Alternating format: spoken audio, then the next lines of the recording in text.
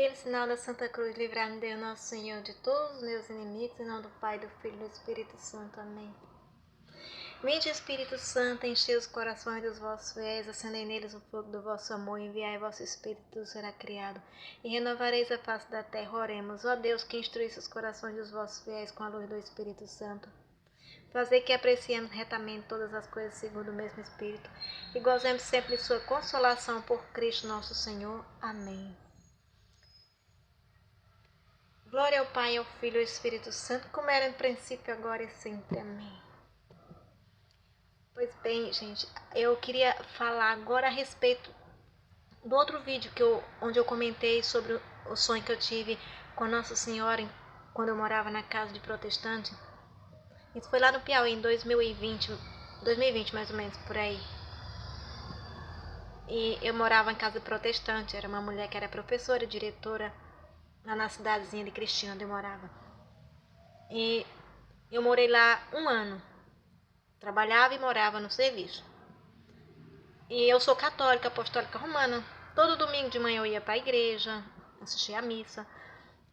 Todo dia eu rezava o terço lá na cozinha dela. Apesar dela ser protestante, ela não se incomodava em me ver rezar o terço da Virgem Maria. Eu rezava sempre ali, 6 horas da tarde, eu me sentava ali na porta da frente, ficava rezando ali, porque geralmente nessa hora eles estavam lá na casa do avó deles, as crianças estavam lá e ela às vezes estava lá também, ou ainda não tinha vindo da escola. E eu ficava rezando ali, enquanto chegavam as pessoas. Outras vezes eu rezava às 4 horas da tarde ou 3 horas ali na mesa da cozinha. Rezava o terço, o ofício, a Bíblia, fazia a leitura da Bíblia. Eu gosto de estudar a Bíblia quando eu estou em tempo livre. E eu rezava todos os dias. Quando estava mais ou menos 6 meses, um pouquinho mais de 6 meses, não sei. Eu estava prestes a acordar de manhã, umas 6 horas da manhã, mais ou menos.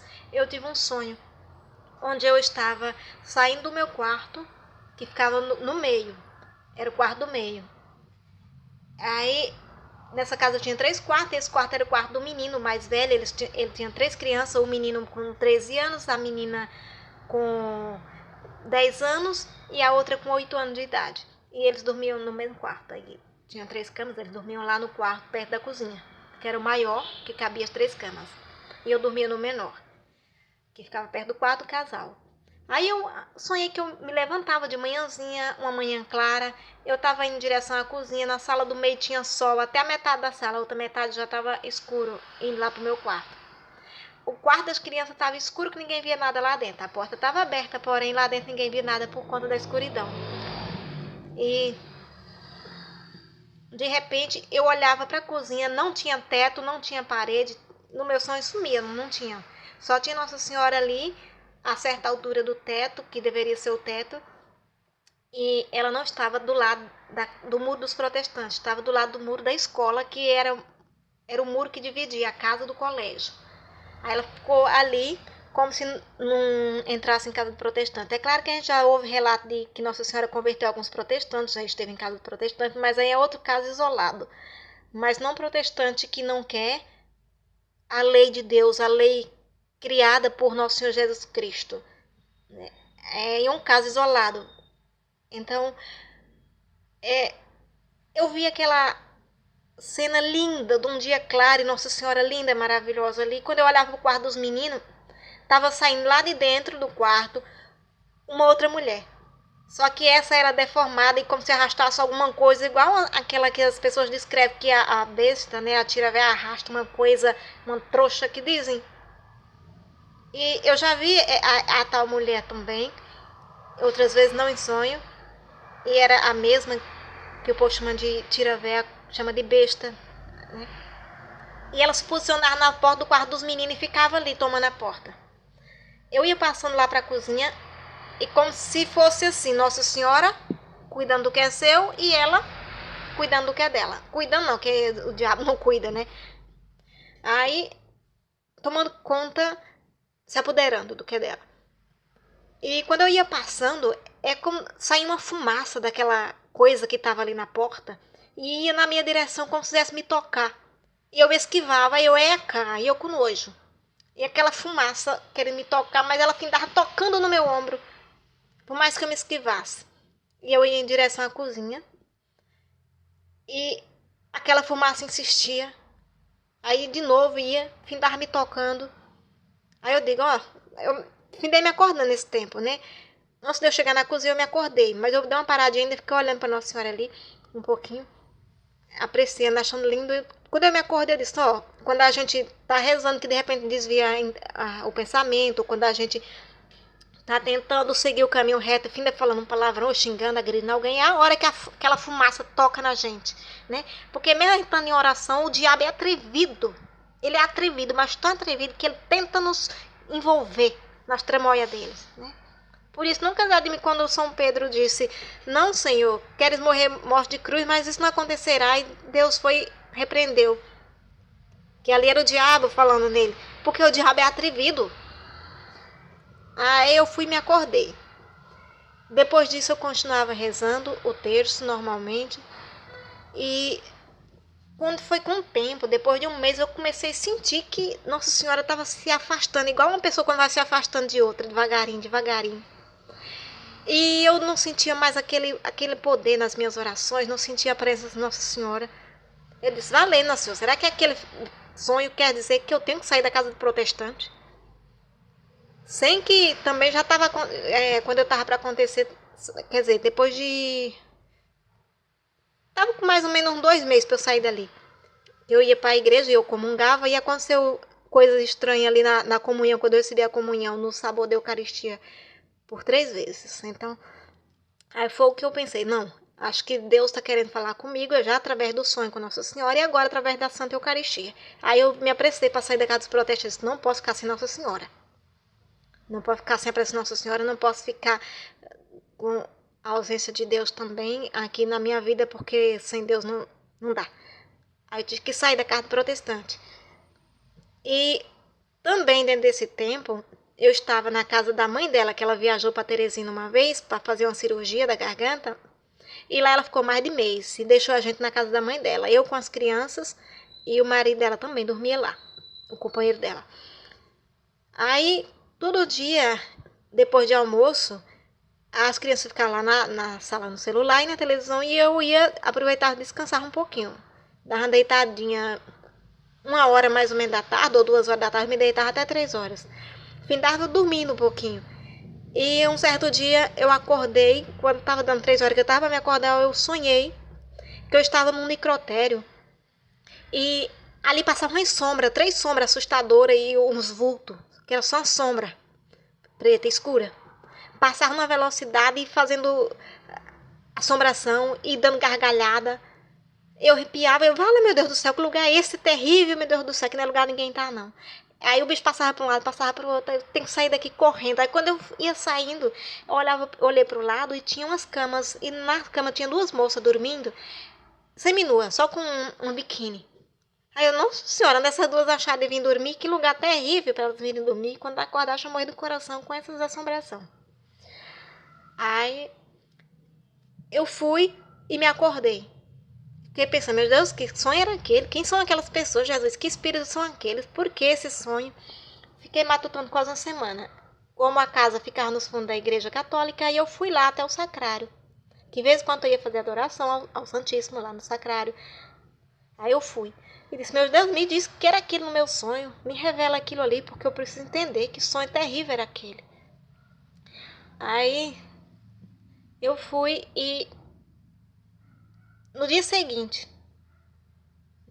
a mulher estava vindo, avisou que estava vindo, e quando ela chegou, a gente foi para casa dela. Aí uns 2 dias depois, 2 ou 3 dias mais ou menos depois, já nem lembro mais, estava na casa dela. E esses meninos gostavam de fazer esse tipo de coisa, ficavam metendo terror. E eu limpava a cozinha, limpava tudo, a menina sujava e ficava fazendo graça, ela fazia de propósito. Aí, quando foi depois, eu reclamei a ela e ela saiu correndo para dentro do quarto e dando aquela gargalhada. Aí eu arrepiei toda e era a mesma gargalhada. Aí eu, olha, meu Deus do céu. É isso, meu Deus do céu. São essas crianças, aquelas 3 sombras são essas 3 crianças pagãs. nunca receberam água de batismo. É pecado guardar a criança pagã, tem que batizar.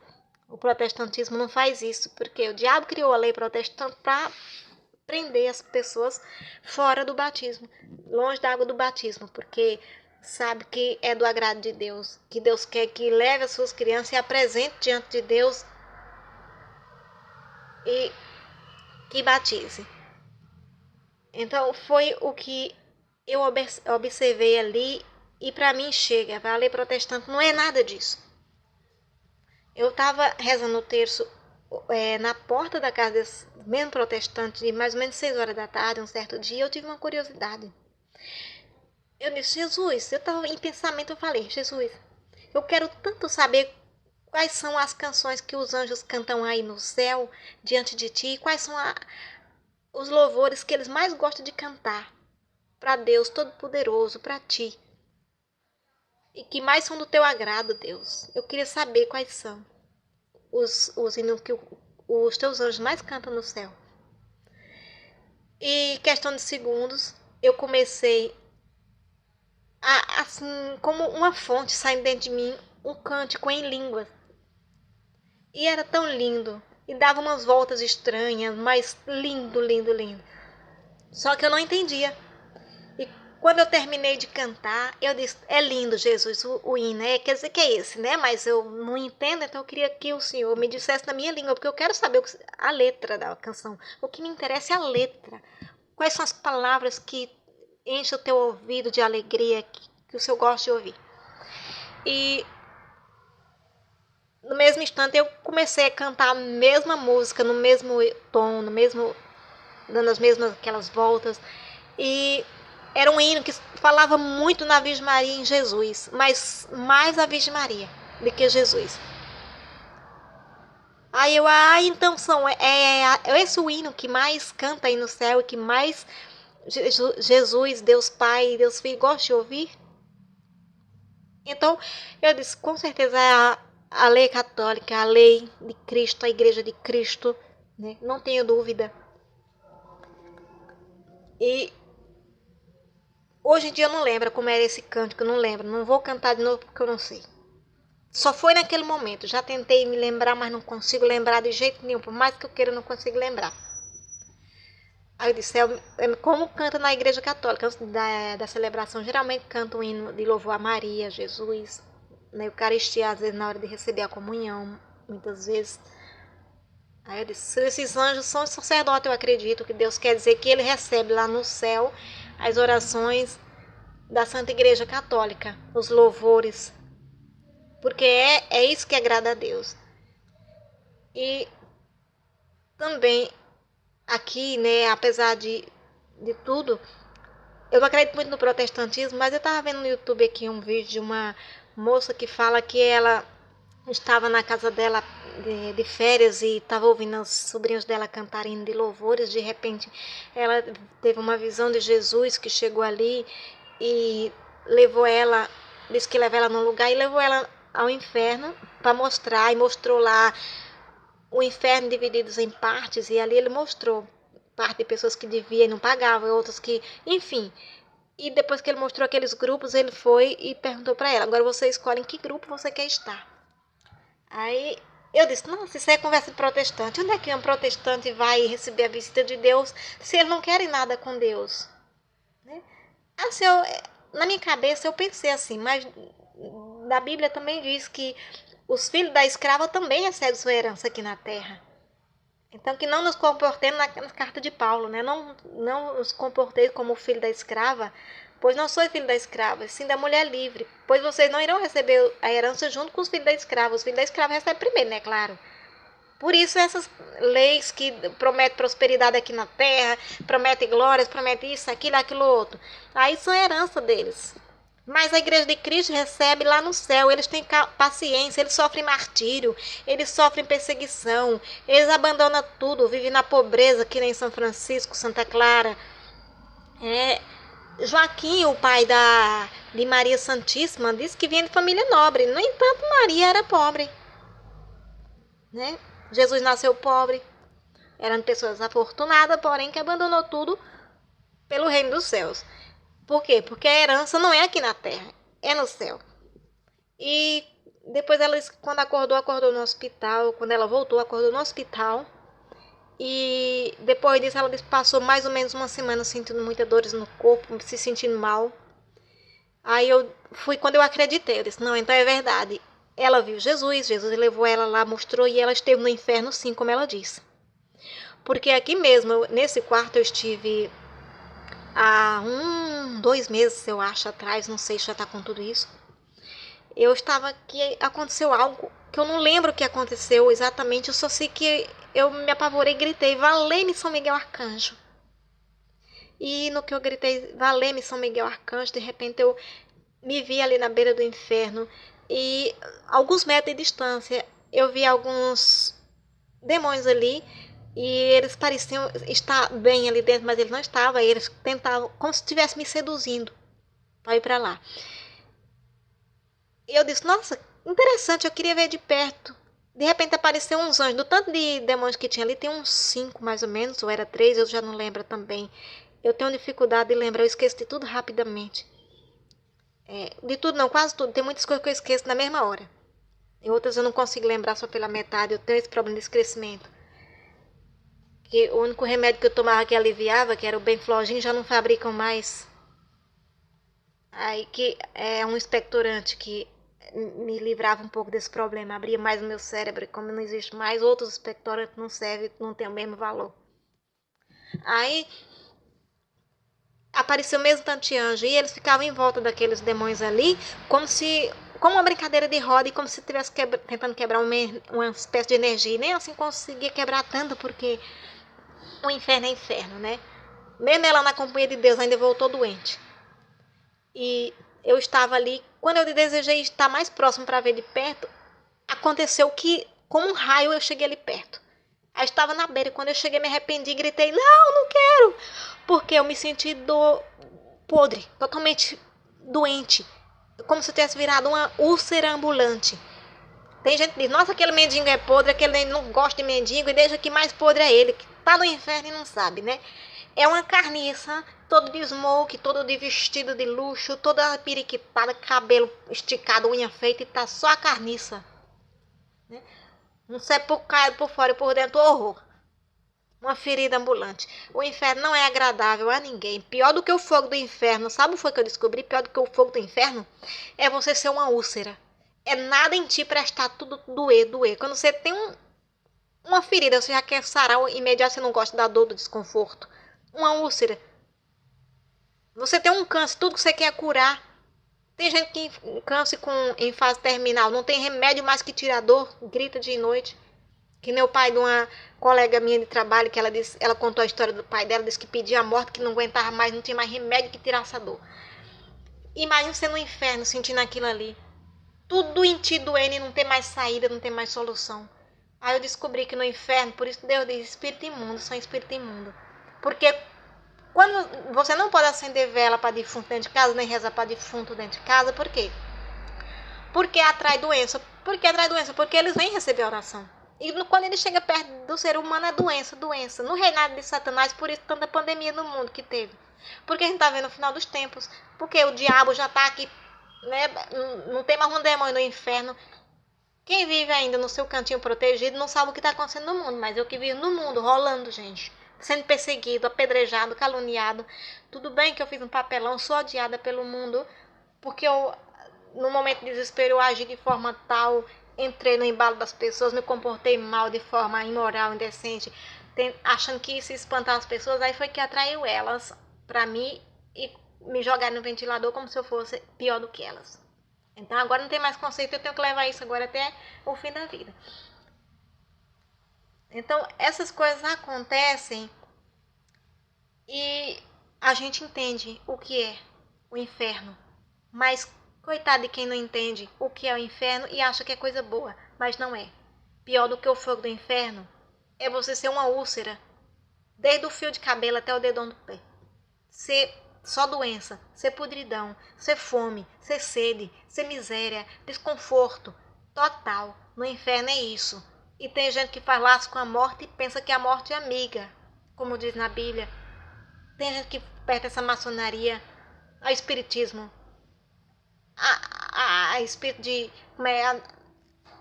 esses macumbeiros aí, esses centros de macumba. Lei protestante não vem de Deus, são coisas da terra e fica na terra. Deus já paga aqui mesmo, por estar celebrando a palavra dele, louvando a palavra dele, mas já recebe a paga aqui, não tem futuro, porque não rende nada nos céus. E o que a gente faz aqui tem que render no céu, não é aqui não, gente. Deus pode considerar algum protestante que tenha alma, pode ser que ele considere, mas ele vai trazer antes para a igreja dele, para confessar, para receber o sacramento da comunhão. É difícil você encontrar um protestante que faça caridade, que dê esmola, que faça o bem. Existem muitos que fazem isso, mas para ser aplaudido, para ser visto, para ser notado. Se não for, ele não faz. As igrejas protestantes hoje em dia têm ONG, tem não sei o quê. Por quê? Se inspirou na igreja católica, viu que tem que ser assim. Mas não foi por iniciativa, por espírito de sabedoria agindo dentro deles. Mas porque o diabo inveja, ele inveja tudo e ele fica copiando tudo que é de Deus. Quando você fala que a coisa lá no protestantismo está errada, é assim, aí eles vêm e copiam. Em vez dele mudar, vir para a igreja de Cristo, eles acham que se copiar vai dar certo. E não dá. Ou você volta, ou não adianta você dizer, Maria é uma mulher boazinha. Até que o batismo tá bom. É assim mesmo. Não, até que a Eucaristia pode ser. Não inventa desculpa, gente. Ou então fica calado. Ou volta, ou atola o pé. Porque Deus quer obediência. Deus quer que vá você pelo caminho que ele trilhou e não você chama ele para o caminho que você escreveu, que você trilhou. Não é você Deus. Cristo é Deus. Você é servo. Como é que Deus te chama por aqui e você diz, não, eu vou fazer por aqui que é melhor e o Senhor que vem atrás de mim. Se eu invoco aqui, o Senhor tem que vir para cá. Mas não é assim que funciona. Isso é arrogância, falta de humildade. Os mansos ficam aqui. Os rebeldes vão para lá. Eles esperam arrebatamento. Eles esperam qualquer coisa. Pode ser que exista esse arrebatamento. Quem sabe é parte da herança. Mas muitos irão ficar do lado de fora da cidade. E Deus diz, desejarão não estar vivo onde quer que eu mande. Deus não vai fazer uma cidade de pedras preciosas? Onde a sua santa igreja, a verdadeira, vai estar lá dentro? E a falsa vai estar fora? Os ímpios que sobrarem? Se existir realmente esse arrebatamento, é porque eles profetizaram, aí vai acontecer. Aí depois volta para ficar ali do lado de fora, só pode ser. Ou a palavra de Deus estaria mentirosa. E eu não acredito que a palavra de Deus esteja mentindo. Se Deus diz, se tudo na Bíblia, não diretamente, mas dá para entender que não existe salvação fora da igreja católica, que a promessa de vida eterna é para quem come do corpo de Cristo e bebe do sangue de Cristo. E esses nunca provaram. Então, não seria verdade. A palavra de Deus estava mentirosa do começo ao fim. Né? Se Deus manda ser manso e seguir o caminho que ele trilha, que todos têm que estar ali, presente, diante da Santa Eucaristia, que os verdadeiros adoradores fazem o sinal da cruz na testa, e esse povo não faz o sinal da cruz na testa, e são falsos adoradores e ainda vão para o céu, a palavra de Deus está mentindo. Seria mentirosa.